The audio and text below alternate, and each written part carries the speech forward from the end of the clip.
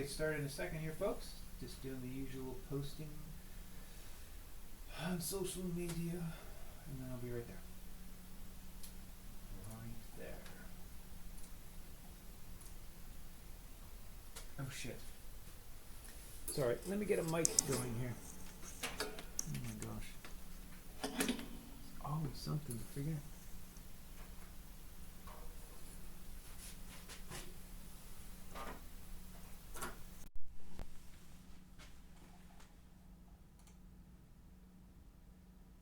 Okay. Hopefully that works. Yes, okay. Sorry everybody, I forgot to hook up my mic. Alright, just getting started here. Post and post and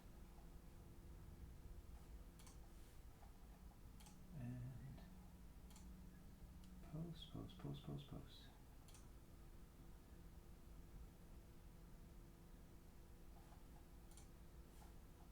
Okay, I think I have got that figured out. And oh my gosh, what am I doing? Wow, okay, bit of a janky start there. Forgot to hook up the mic, camera wasn't set up, blah blah blah. Here we go though, I think I'm set up now.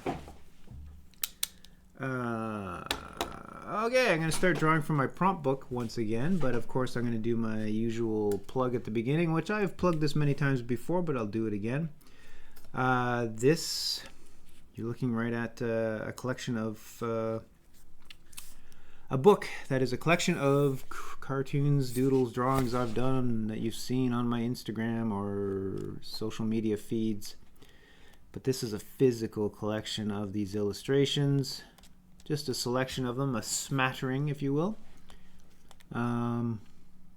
Because, yeah, again, I just don't trust the internet to exist in the form it is.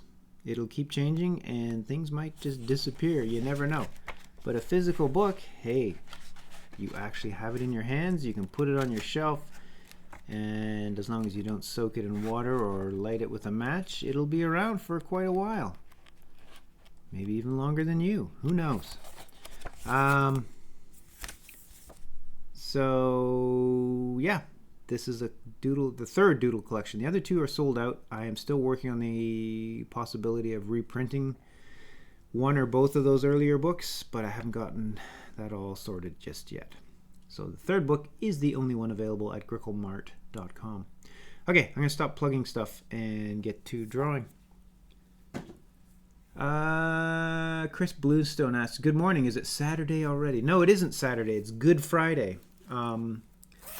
It is a work day for me, but you know, I have a moment. I'm going to take a break, and I'm just going to do some live drawing because I don't think the way my schedule is looking that I'm going to be able to do it tomorrow. So I thought I would sneak it in early. Yeah, no, you're at work for the right reasons there, Chris Bluestone. You got your days right. It's just me who's switching things up a little. And hopefully it's not too confusing for people, but hey, what can you do? I don't really adhere to a schedule, do I? Okay, let's see here. What do we got? What have we got left? Oh my gosh. Psychedelic portal. What the heck? Let's start big. We're going to start big. Psychedelic portal.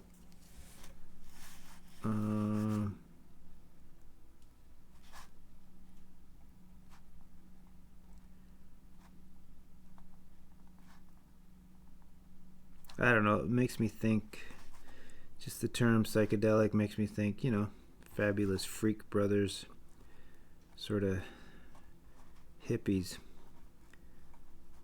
Man, I don't know where this is going to go.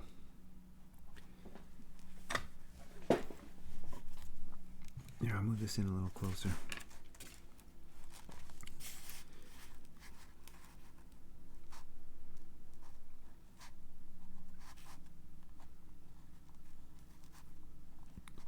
I'm just picturing this dude on a psychedelic trip of some sort.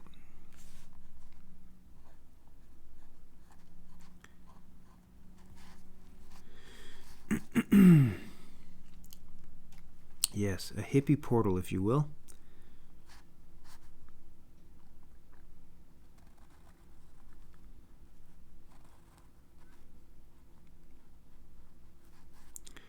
Do do do do do do do do do do. Yep.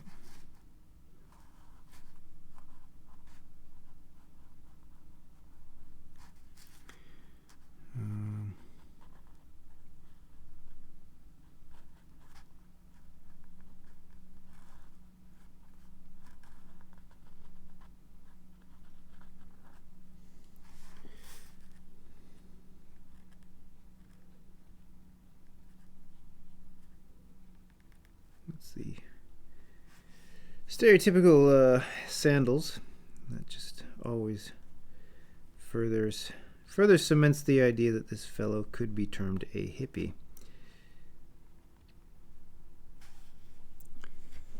I'm thinking that he's not traveling this alone. I'm thinking he is traveling with his equally nonchalant, maybe stoned cat.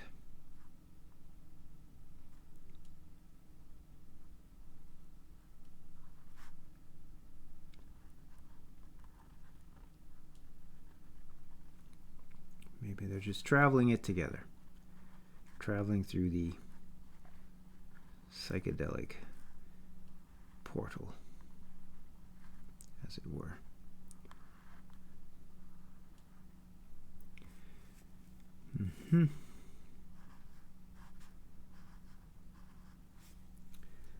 Okay, now comes the fun part.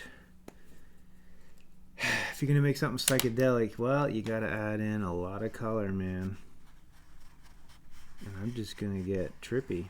I don't know what I'm gonna do here. We're just gonna somehow create the sense that this is like a portal, man.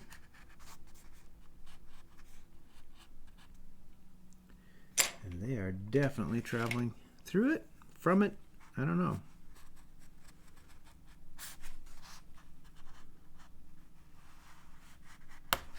Oops, I just, oh boy, just broke that. I gotta sharpen this, so it might get loud.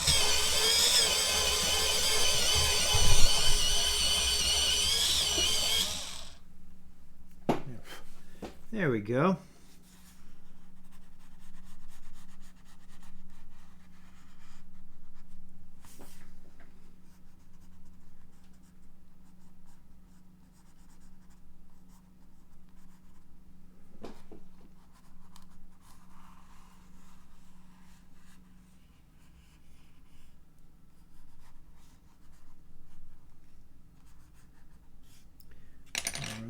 Alright. I don't know. I'm just grabbing colors. Just going. As they would say in Ontario, they're just giving her. I'm just doing it. See where we go.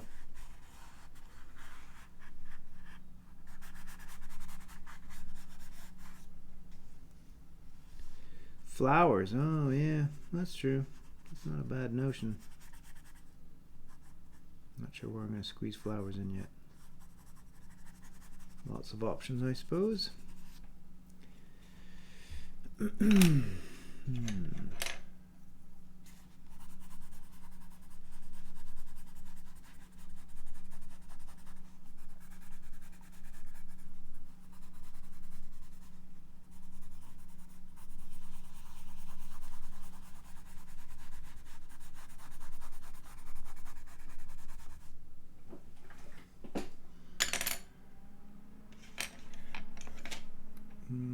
Let's see here. Try this color is blue.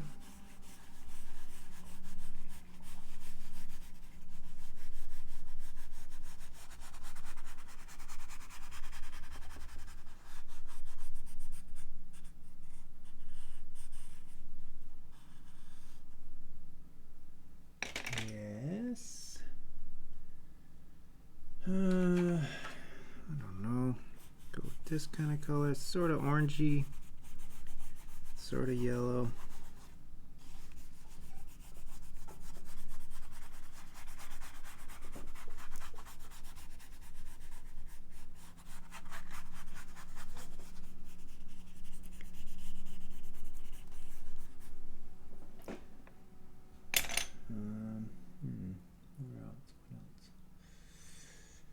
feel like I'm already running out of colors, but there's so many to choose from.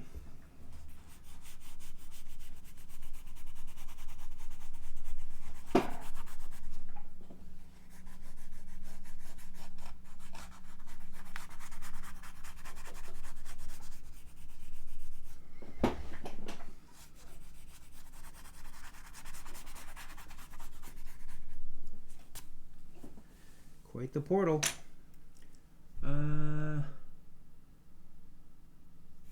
Yes, that.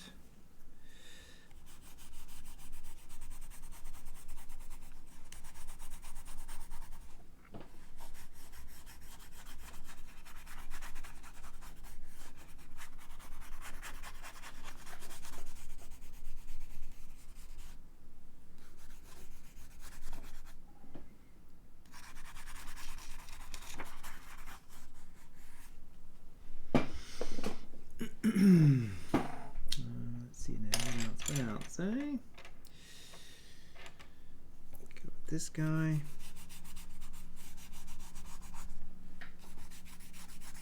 Just feel obligated to sort of fill out this page.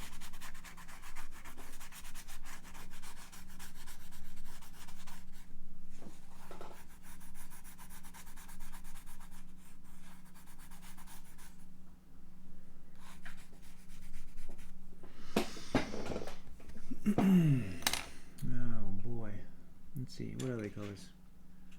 Did I use... No, I didn't. I didn't use purple yet. No, I did. Purple was like the second one, third one I used. Let's go with a red. Kind of a deeper red, but...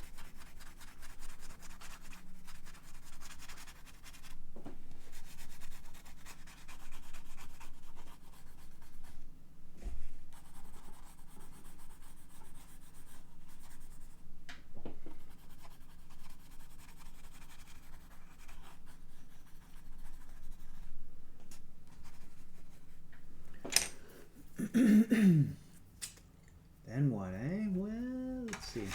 What else we got here? Oh, this could be interesting. It's a good color. Hey, Danix. Welcome.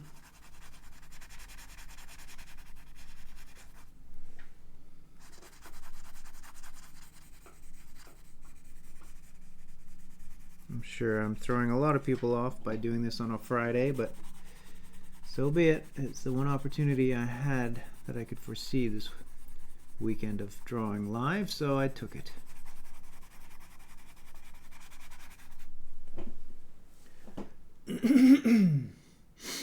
All right, what else we got here?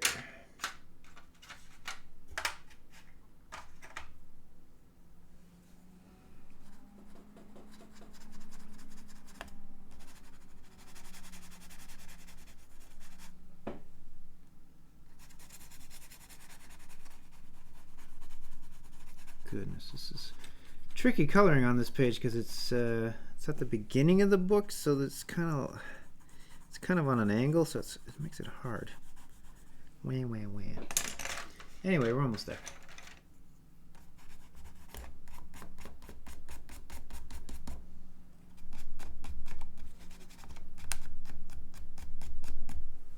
There you go.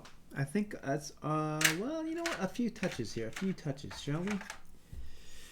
Like, let's give this guy some color. I'm gonna put him in a striped shirt for some reason.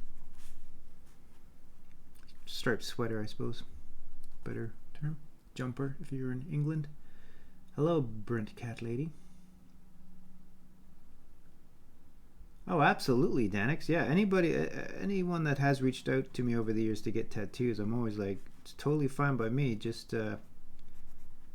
it'd be awesome to see a photo of the finished result.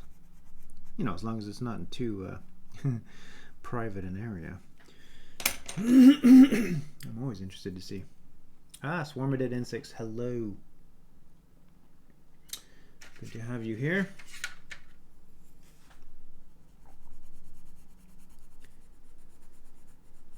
Yeah, I'm always flattered that people would consider having my stuff tattooed onto their flesh. It seems like a heck of a commitment. So yeah, I'm flattered. I recognize the decision, the choice that has to be made there.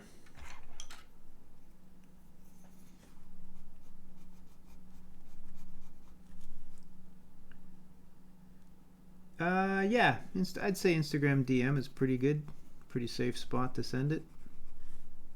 That would work. Cool. Yeah, look forward to see what it is. I'm not even going to ask what art it is. Not that you were obligated to tell me, but I'll wait and see. Excuse me. Let's see, the kitty cat. Kitty cat. Go with the old striped orange.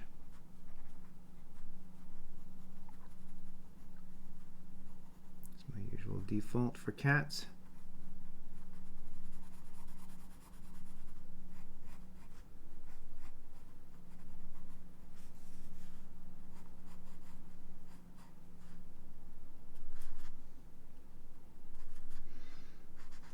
Yep, surprise sounds good. Works for me. Excuse me. All right, there is your psychedelic portal. I'll pull back the camera a little bit so you can get a better view of that one. Trippy, man. Oh, hello, Sabine787. Very cool. I'm glad you are a fan of Peter and Ernesto. For anybody that doesn't know, Peter and Ernesto is a 3-book series I did for First Second Publishers, early reader graphic novels, so kind of for young kids. Well, not kind of, definitely, but for anybody really. And it's just a friendship between two sloths who are pretty opposite in personality.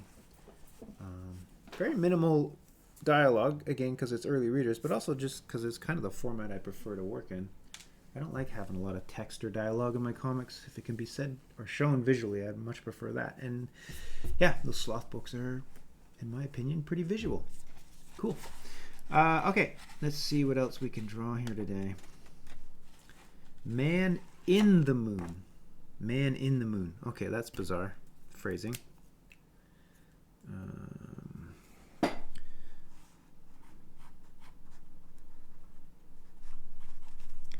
I'm just going to go with that phrasing because it's kind of curious to me. And, you know, timely right now, right? With the Artemis 2 attempting to get near the moon.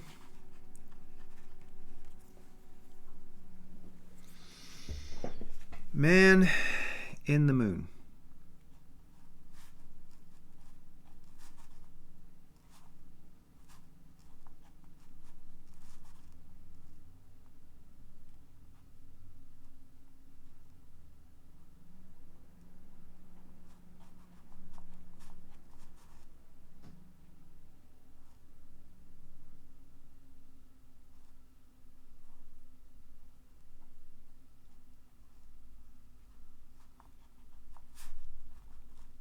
There he is.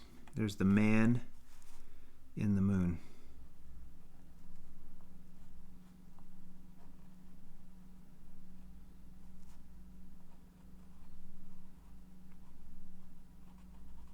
Maybe some confused astronauts wondering what the heck is going on here.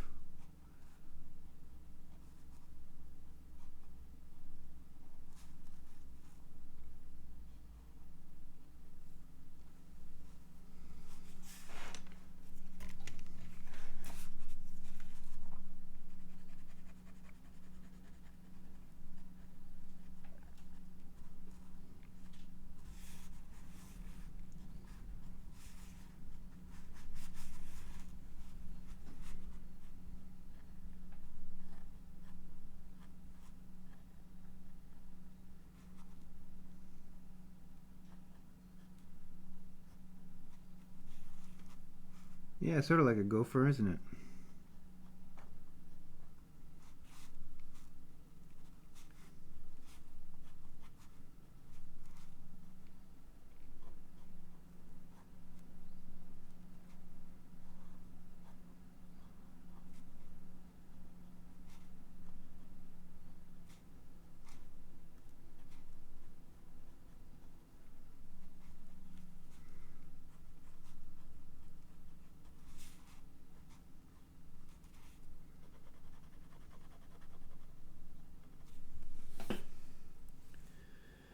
Okay,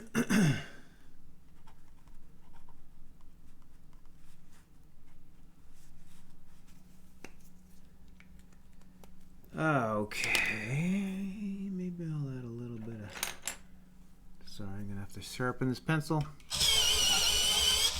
There we go. Just to add some sense of space.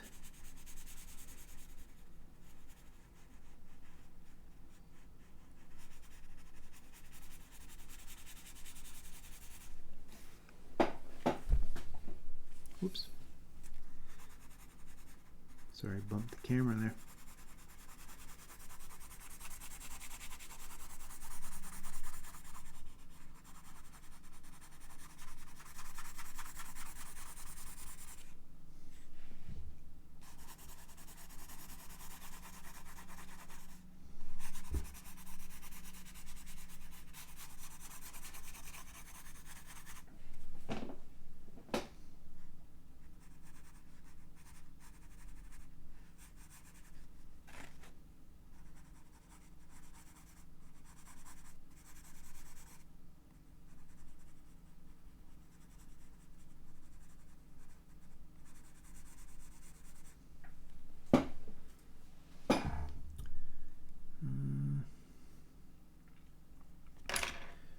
Yeah, I guess that works, right?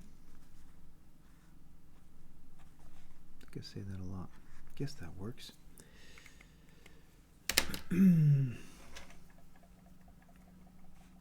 a little core shadow, whatever you call it.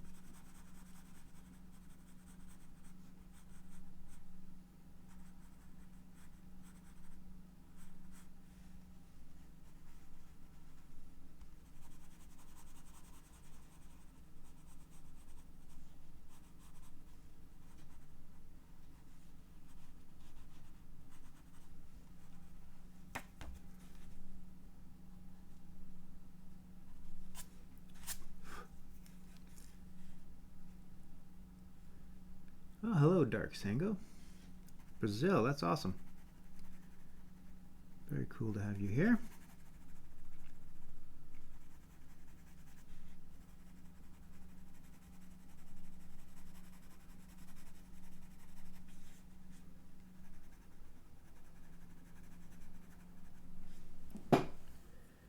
Okay, I think that's good enough. I think that hits the mark, for me anyway. Man in the Moon. Oh, lightsaber. Tree of Life. Wow, it's a comic book cover. Lotus Flower, Asteroids, Milky Way. Dr. Seuss hat. Dr. Seuss hat. Wow, it's on the first page. Well, hello to Moofy Space Jump in BC. I presume BC as in British Columbia, correct? All right, here we go. I mean, when you think of a Dr. Seuss hat, you just think of something... I guess Cat in the Hat is just where you go, right?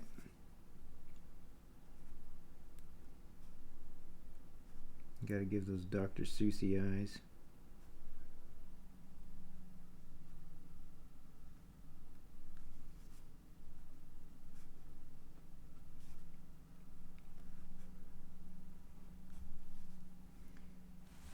Cool, cool. Sorry, am I off camera? I'm off camera. I'm off to the side drawing without anybody being able to see it. That's not cool.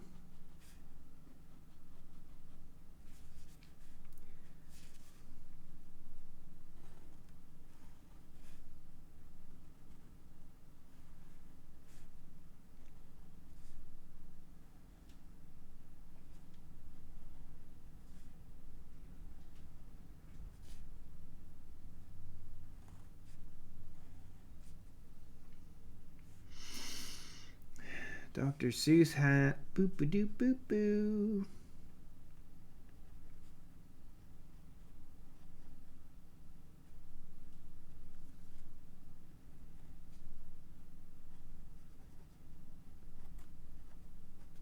There's always some astounded children in a Dr. Seuss story, is there not?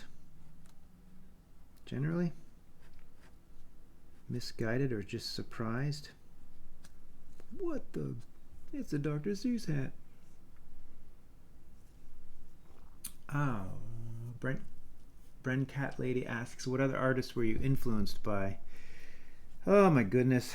I feel like I need to sit down and organize my thoughts on that one, because I sporadically will talk about certain artists and then realize I forgot so many others. I mean, number one influence probably, whether it's obvious or not, I don't know. One of the biggest influences is definitely Charles Schulz. Peanuts, Snoopy, Charlie Brown, all those comics. Just never could read enough of those when I was a kid. And it definitely planted the idea that I wanted to be a cartoonist, comic strip artist. Back in the day. Yes, rat scratches. It is hat time. Other influences.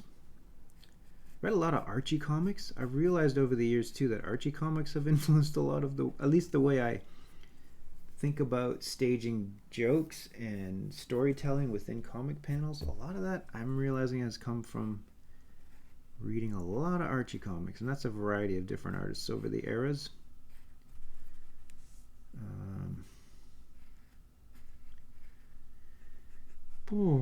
Other influences. I had a couple in my head and I've already forgotten now.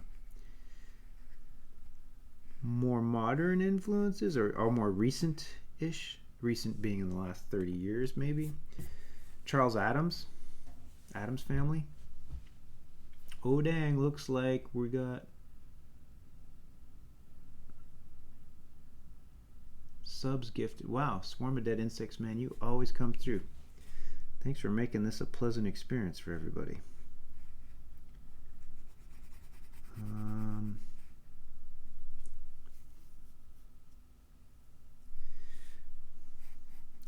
Charles Adams, big one. Another huge one. Can never get enough of his drawings. As French cartoonist J.J. Sempe. Did a lot of New Yorker covers over the years. His illustrations are just unbelievable. So good. What else? Who else? Ronald Searle. I mean, everybody, I think, in animation references him, but for good reason. His work is incredible. Quentin Blake, somebody I came to much later, which is weird because when I look at my stuff, and I've certainly had a lot of people point it out, my stuff has a bit of a Quentin Blakey feel. I'm nowhere near the level of him, but the sort of looseness and the simplicity of stuff, but yet, hopefully a lot of character within it. Yeah, Quentin Blake is incredible. Oh boy, I don't know. I'll keep thinking there. I love the old Crazy Cat comic strips, George Harriman. Those are an amazing illustrations, and those are definitely an influence. Oh, and E.C. Segar, the original Popeye creator. Those old comics. Man, I read a lot of those. I loved those. Still love those. Oh, and Spy vs. Spy. Antonio Proveas. I'm not sure if I'm pronouncing that correct. Cuban artist, I think. And man, I love Spy vs. Spy so much. And Don Martin. Love Don Martin. A lot of mad artists, Sergio Aragonés. Big influences for sure.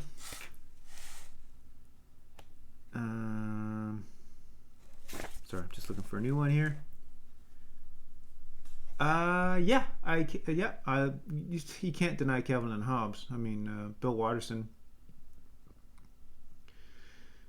Sorry, Bren Cat Lady, you may have opened a doorway where I'll just spend the rest of this session going over all the artists I love and at least think I'm inspired by because I love their stuff. And yeah, Bill Watterson, absolutely. He's like that perfect combination of somebody that can really, really, really, really draw well fundamentally, and yet still seems to retain a sort of loose and fun quality to everything. I don't know how to describe it, but yeah. Bill Watterson's incredible. Just absolute, undeniably a giant in the world of cartooning. I'm picturing a ticket stub, which to me is like, one end of the ticket, right? That's torn off. And of course I'm just gonna give it a face. And a nose. Well, a face with a nose.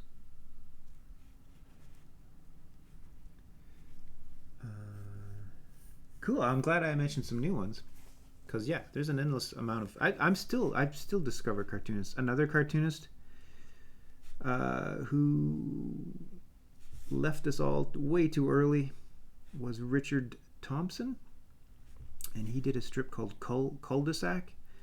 And I've been sort of hunting down those collections wherever I can find them. It was a daily comic strip, and he was kind of in the mold somewhat of Bill Watterson, like somebody who just fundamentally was an incredible artist and yet understood how to draw in a simple way, just on a different level. Incredible.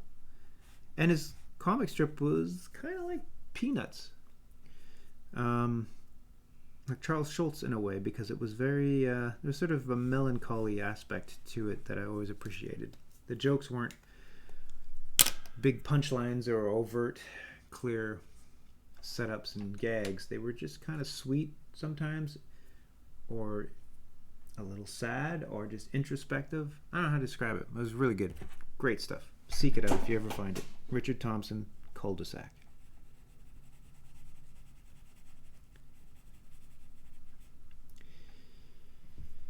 Let's see here. Straight ticket stub.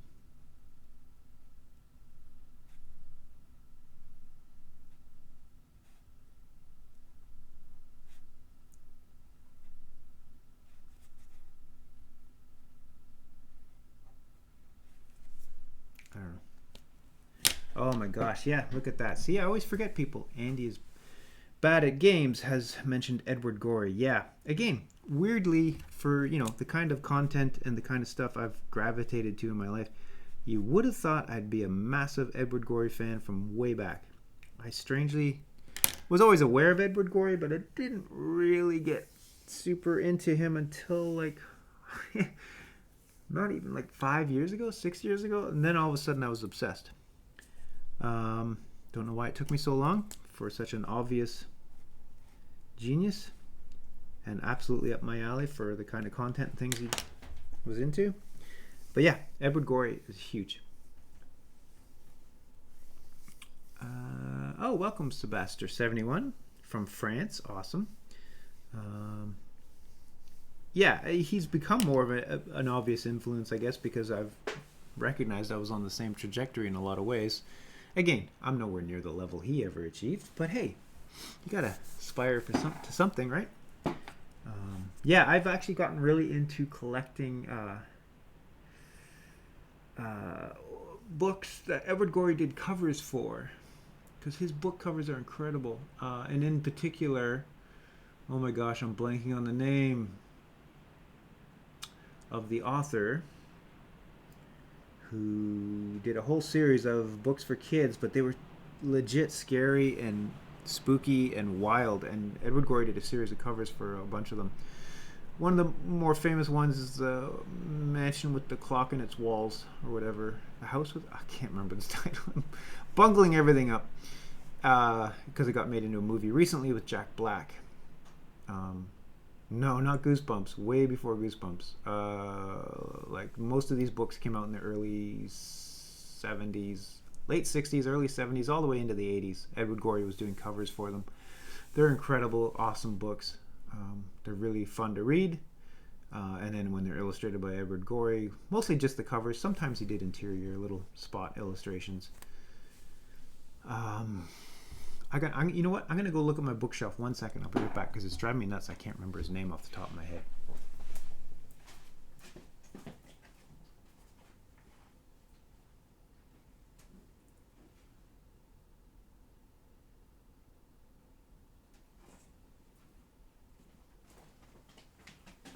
John Bellairs. John Bellairs. I don't know if that's how you pronounce it. And Andy's bad at games. Yes, you're correct. The House with a Clock in Its Walls. That's the title. I was conflating it because there's another awesome book that John Bellairs wrote called The Mansion in the Mist. That might be my favorite one, actually, that he wrote. I have lots of conversations with a good friend of mine, John Clausen, who is a big in the kids lit world for illustration and stuff. Anyway, we always talk about that book because he loves that one too. Okay, sorry, I've slowed down on drawing. I'm getting way too caught up talking about all these other amazing cartoonists in the world. Goblet. Let's do a goblet.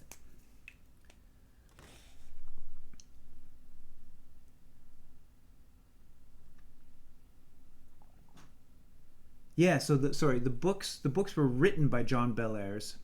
I think it's pluralized. I mean, well, there's an S on the end. But again, Edward Gorey did a bunch of covers for a lot of his books, and they're just so good.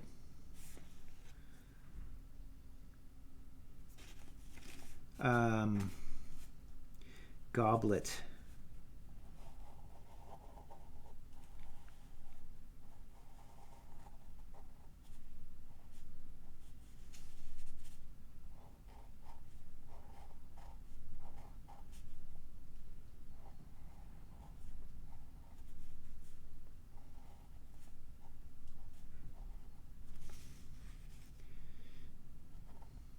Yeah, I can't recommend those books enough. I mean, I don't want to overhype it because, when you overhype stuff, people generally get disappointed.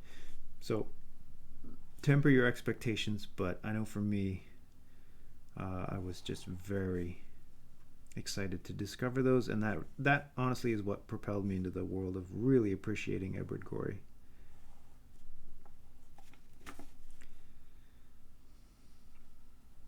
I even have a War of the Worlds book that he did a cover for, and he did some spot illustrations inside, and man, never get tired of looking at that book. Plus, it's a great story. H.G. Wells, awesome stuff. Classics, as they say.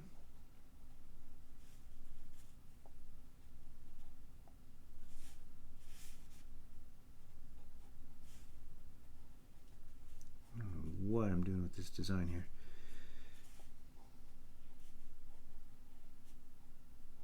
This seems to be some sort of evil goblet, right? Maybe.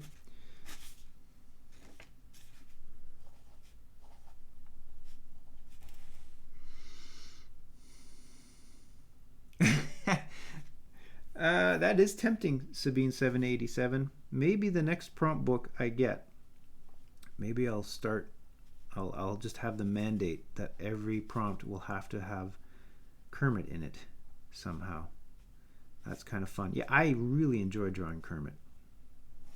To no one's surprise, I guess. Anybody who's familiar with my work knows that I tend to draw the odd Kermit every now and again. And like anything, if you draw it enough, I feel like I've successfully developed my own little shorthand for Kermit, and it's fun. It's fun to draw him. I mean, I love the Muppets. I always have. Grew up on them. My generation is, heavily invested in the Muppets. It was right at the height of the Muppet Show and all that. I don't know. I'm conflating goblet with goblins. I've made goblins watching a goblet. Oh well. Not the worst thing.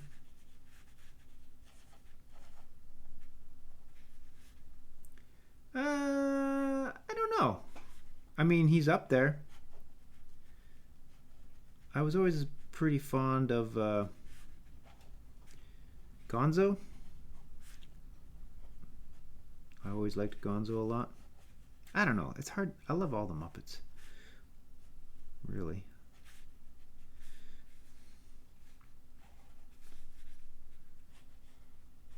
These goblins almost look like my vampires, but not quite.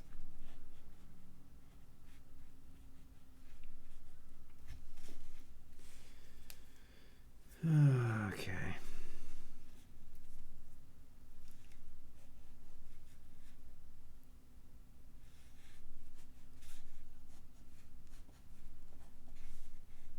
The goblins are celebrating something here, maybe. Okay, let's add a little color here.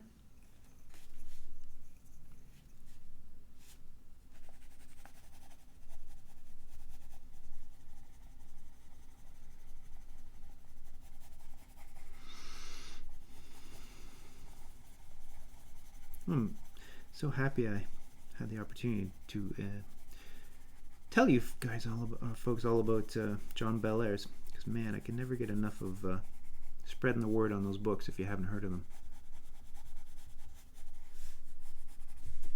Yeah, they were a lot of fun. I haven't read all of them. I've come close. I think I've come close to reading all of them at this point, and they never really disappoint. I mean, they're not perfect. Some of the adventures get a little weird and a little whatever, but generally amazing, always satisfying. He sort of had like a continuous, I've forgotten the names of the characters, but yeah, sort of a young boy with a grandfather.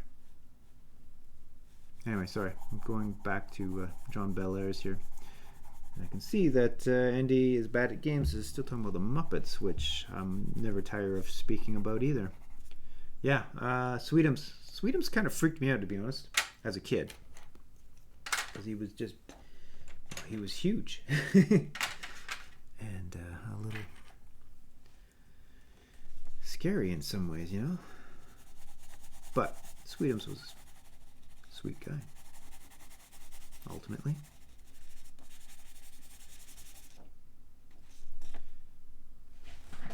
Oh yeah, Marvel. Yeah, I was never a DC guy.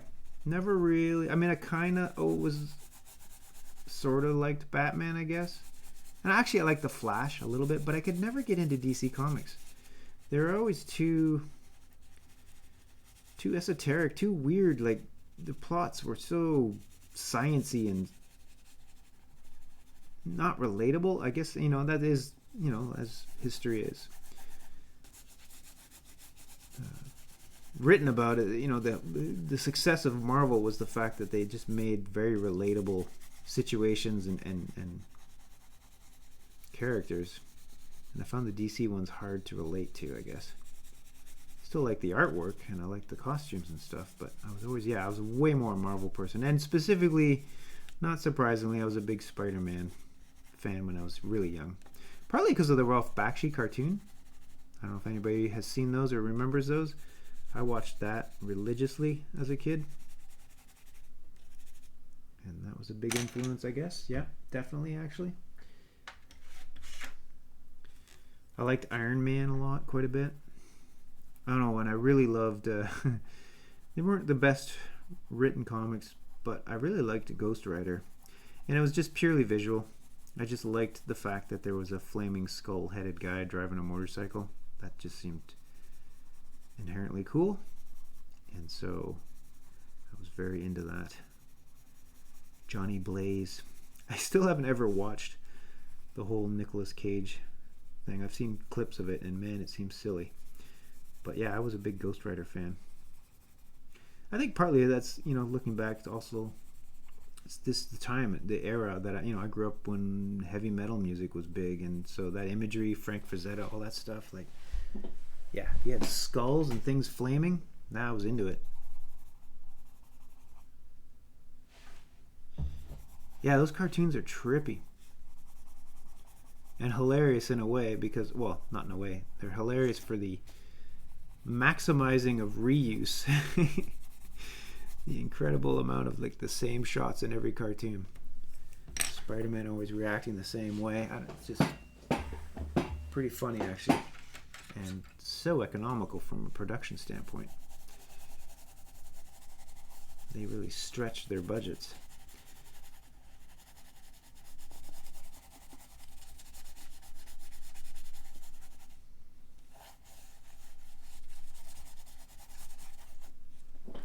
Goblet. Do, do, do, do, do. Okay. Let's find another prompt.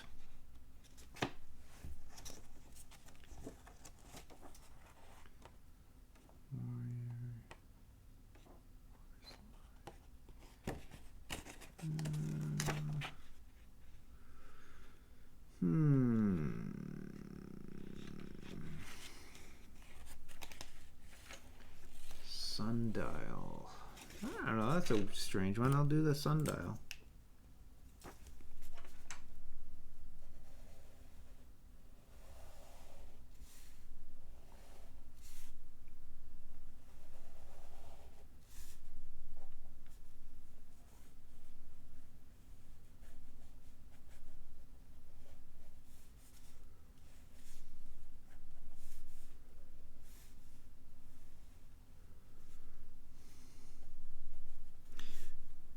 Sure if this is correct.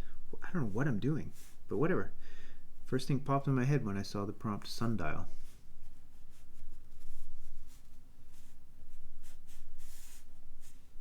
Pictured a massive triangular structure.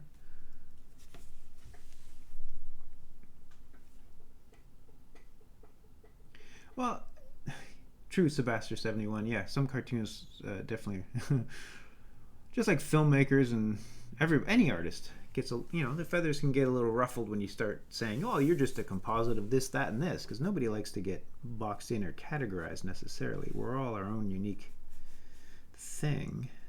But I will say that I flattered that you would describe my art as a mix between Sempe and Charles Adams. I'll take that any day of the week, because again, I'm nowhere near the level of those guys, but I am flattered by the comparison or the suggestion. Because I love both those artists.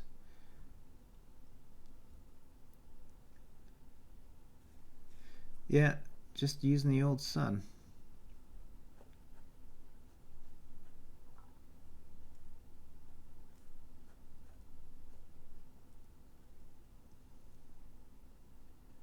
Ninja Sketch. Okay, I'll check that out. I do appreciate David Firth's work, and funny it's you mentioned him because I long ago had, obviously when I was doing the Grickle cartoons pretty regularly on YouTube in the early days, he was a big name on YouTube as well around the same time with Salad Fingers. And yeah, I always appreciated his sensibility, his style. And I was pleased to find out that he still continues to be doing those things. Because, yeah, I think I just discovered him recently again on Instagram. I hadn't thought about him in a long time, and for some reason I thought about Salad Fingers and looked it up, and of course it's still out there, still getting made, still doing this. So, yeah, David Firth's great.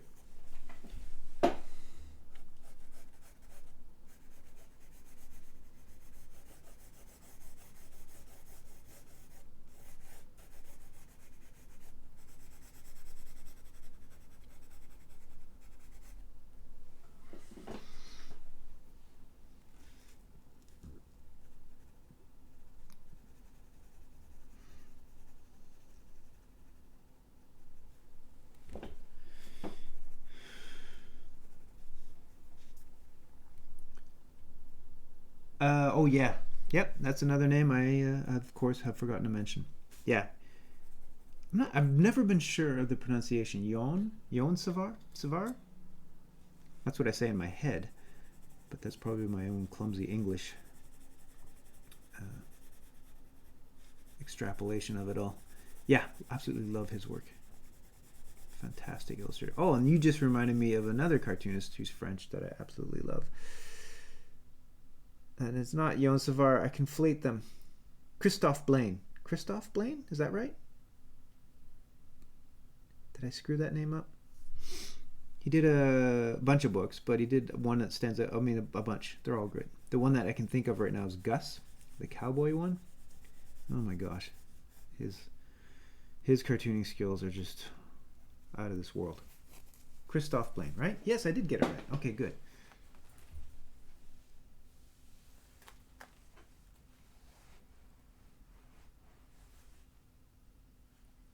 Yeah, it's funny how that works, but let's face it, man. I don't know, something about French culture, French focus on the arts.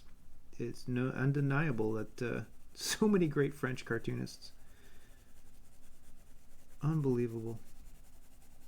Even within Canada, French-Canadian cartoonists. Like I just was also remembering Guy Delis. I don't know if that's proper pronunciation as well, but Guy Delis is amazing, and I think he's a Quebec cartoonist.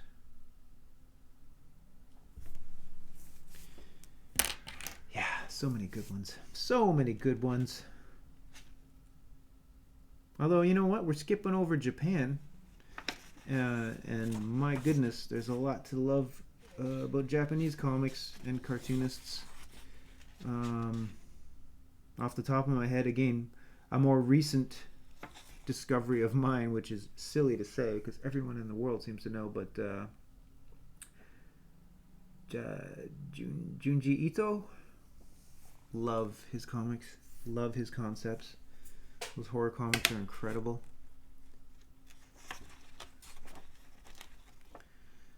Excuse me. Let's see what else we got here. Alright, I'm getting close to probably calling it a session here, but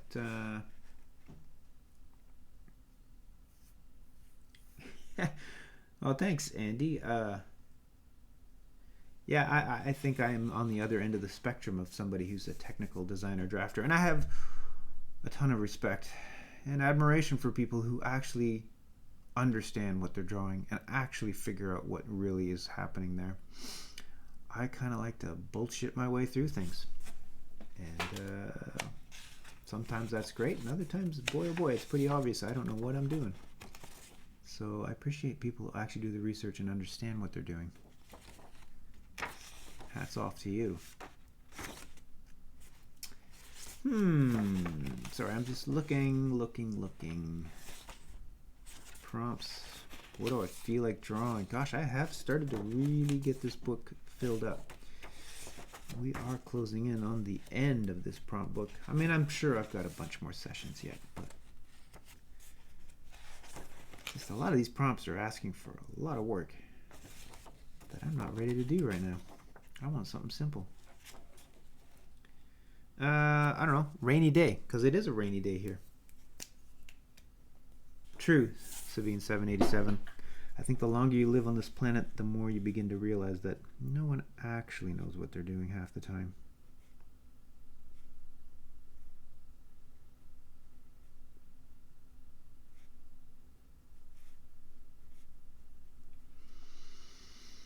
As long as we're doing our best, right? And not harming others, trying to help. How about that? That's all we can do in this life.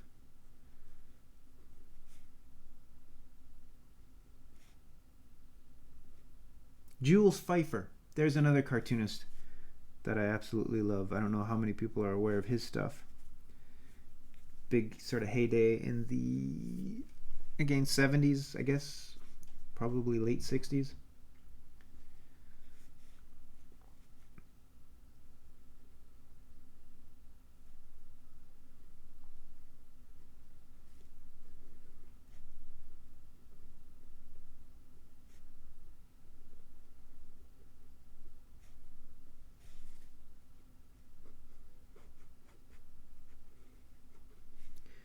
I'm not sure why this fellow is not using his umbrella, but that's the first thing came to mind. Aurora Boar asks a great question. Which of the drawings you've done for this prompt book is your favorite? In absolute honesty, I would have to slowly flip through this book and even remember half the things I've drawn. Like every time I open this book and flip through, I'm like, oh yeah, that's right, I did that one. I don't remember everything I drew. I don't know. There's been a bunch of drawings that have surprised me that were prompts that I wasn't necessarily at the time thinking I was going to enjoy drawing, and then ended up really liking the result, or being at least pleased with it. I would have to take a very thoughtful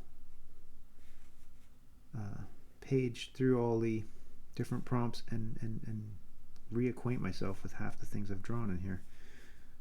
So I don't know. There's nothing that springs to mind as like, oh yeah, that was my favorite. I don't know.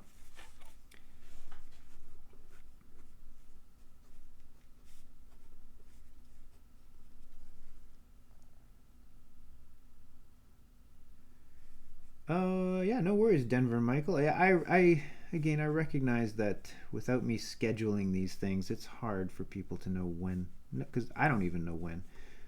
And you know, sometimes I just sort of I'm enjoying this existence of not necessarily being bound to a schedule for this, but I recognize how difficult that makes it for people to plan to watch me do any of this stuff. But if you don't catch it live, I mean, I do post them on YouTube and they're on my Twitch channel for a week or two.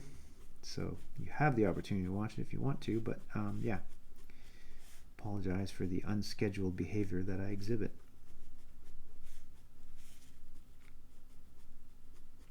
I have never quite perfected how to render rain.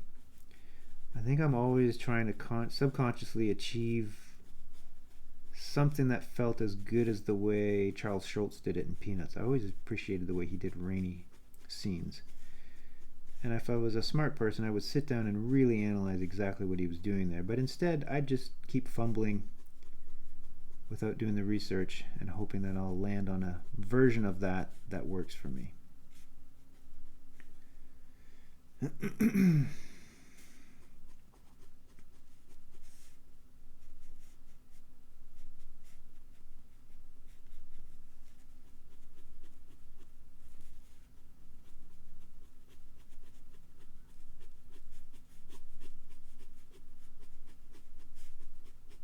I think this drone is going to run the ink right out of this pen.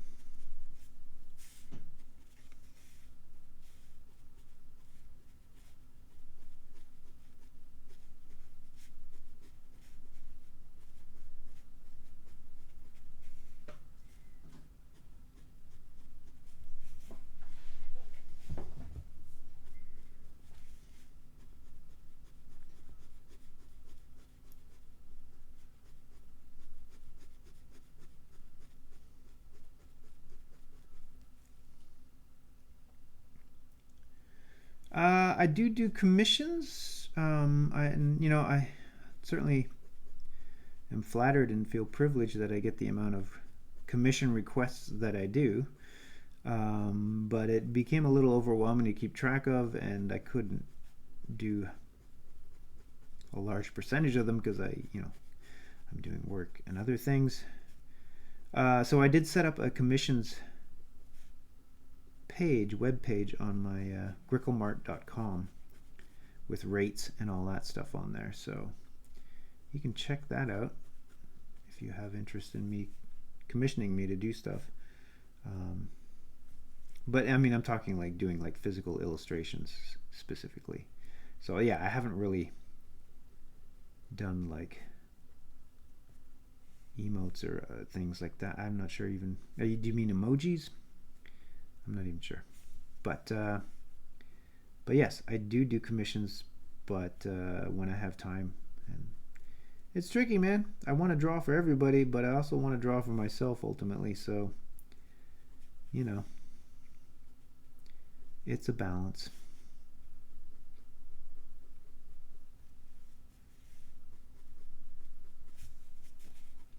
Ugh. Okay, that's why I don't do rainy scenes, because it takes forever.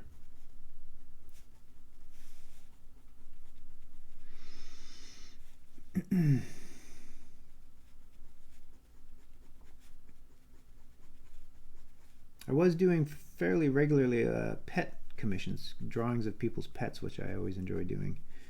And that's on my commissions page, but I've had so many of those, and as much as I love doing them, it was starting to be really hard for me to keep up with the requests, so I have paused that for now. But I think my plan, unofficially, but maybe officially, is I'm going to pick a week or two out of each year and just open it up to do pet commissions, so there'll be a limited time to get little drawings of your pets from me. But it's fun. I really enjoy doing that. Again, it's just trying to find the time to do everything I want to do. Hard, as it is for all of us, I'm sure, a struggle.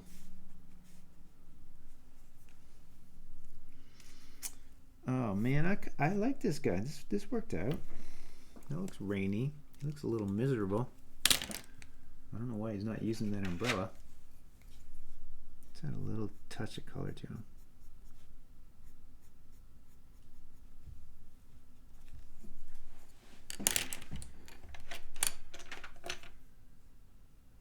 Yeah, maybe. Yeah, that's a good theory there. The rain just came fast and hard before he even had the opportunity to open that umbrella.